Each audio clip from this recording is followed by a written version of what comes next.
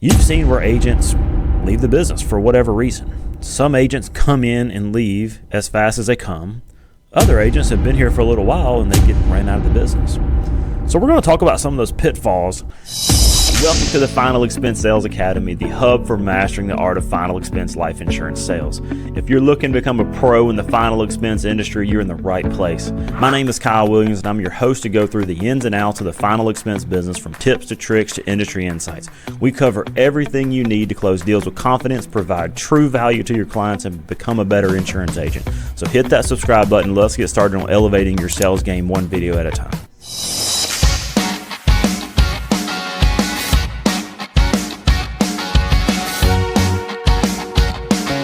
Hey guys, in this episode, we are going to talk about the pitfalls that agents run into that can run them out of the insurance business selling final expense life insurance.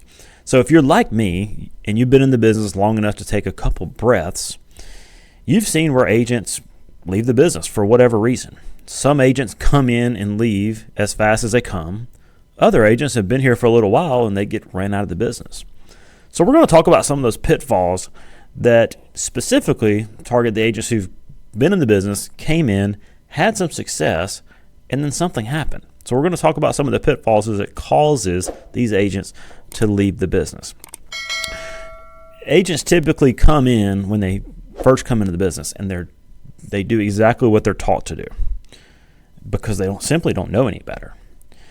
But as you do the business for a little while, you start learning some things, and we start getting better, typically, as we should. But sometimes we start getting out above our skis and we get ourselves in trouble. So for some reason, I guess it's human nature, about 6 months to a year and a half in the business, agents can start running into some issues. And some of these issues can be the beginning of them getting out of the business. So here are some pitfalls that agents fall into that can run them straight out of the business. I'm just going to talk through a couple and provide some context to it. And if this is you, just take warning because you may be headed out of the business. So just be very careful. Number one this is the number one thing that I see that run agents out of the business, is getting debt with one carrier or multiple carriers. It usually starts off with one carrier, then it turns into two, then it turns into three. I oftentimes see agents get several chargebacks with one company. It comes on the heels of a little bit of a sales slump, so they need some money. So then they hide from the debt. So they start writing it with carrier B. Then what happens is they get more chargebacks with carrier A, and they still writing business with carrier B. And then next thing you know, catch a couple of chargebacks with carrier B, and then they start writing business with carrier C. Now they have debt with carrier A and B. And then all of a sudden now carrier A is wanting their money. And what happens is this turns into that carrier terminating the agent, reporting them to Vector, and then that can affect your advanced status with all of your other carriers. And that is the beginning of the end of getting out of the insurance business. That is how the process goes. So if you're running from debt as an insurance agent, stop today, because that is the beginning of the end, okay? Number two, starting to question the leads. Now, this is a little bit of a slippery slope, but stay with me. Don't kill me yet. Sometimes this is warranted, okay? If the quality of the leads, if you're working old leads, washed up leads, recycled leads, okay, you have every respect to question the leads. But this only applies to this. If you are starting to question the leads who got you to the promised land, so the same leads who you did well with are the same leads that now you're struggling with.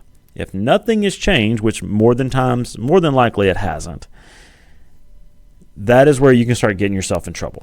So if you are that agent who has been doing well on that set of lead, nothing has changed, and all of a sudden now you're starting to slump and you're blaming the leads, that's a slippery slope to go down.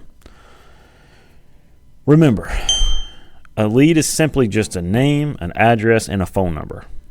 It is the agent's job to then show up or get them on the phone to then have a shot to make a presentation and have a shot to make a sale. It requires you to put the work in there. The lead is not the thing that gets you the sale. It is you that gets you the sale. A lead is simply just a lead. Remember, it is a name, an address, and a phone number. Treat it no higher or no lower than that. So now, to follow up on that, I do agree that you should have good quality leads. Okay, if you're getting terrible leads, you have every right to question the leads, and you should change your lead sources. But if you've had success on one particular lead for a sustained amount of time, and now you're struggling and now you're questioning the lead, that's troublesome. Okay, so if you're that person, watch out. Number 3, getting lazy. If you are starting to not work as hard as you have before, this can be the beginning of the end. This is a quick way to get ejected from the insurance business. If your work ethic begins to slip, your sales begin to slip, so your income starts to drop, and then stress will become more prevalent because you're not making as much sales, you're not making as much money. So then stress comes. And if you are the individual who tends to be lazy, usually when you get faced with adversity, your instinct is just to crawl in a hole and do nothing. And that is 100% the wrong thing to do.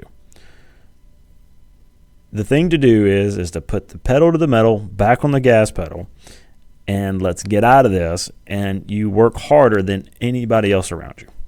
Their work ethic is one thing that you can always control among the other things that are just 100% not controllable to you.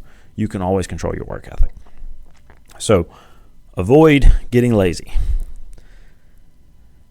Number 4, chasing higher comps. Now, are we all entitled to make the most amount of money possible? Yes, absolutely. What I mean here is that agent who is bouncing from agency to agency to agency looking for a 5% comp raise or 10% comp raise, whatever it may be. That person is sure enough headed towards getting out of the insurance business because they're constantly chasing something that they cannot find. You burn bridges when you do this. And then you also, if you start off somewhere and you're successful, the comp really has nothing to do with your success. It is everything else around you. And when you leave that organization, not every organization is the same, okay? So there are some things inside some organizations that help agents flourish better than in other organizations and vice versa.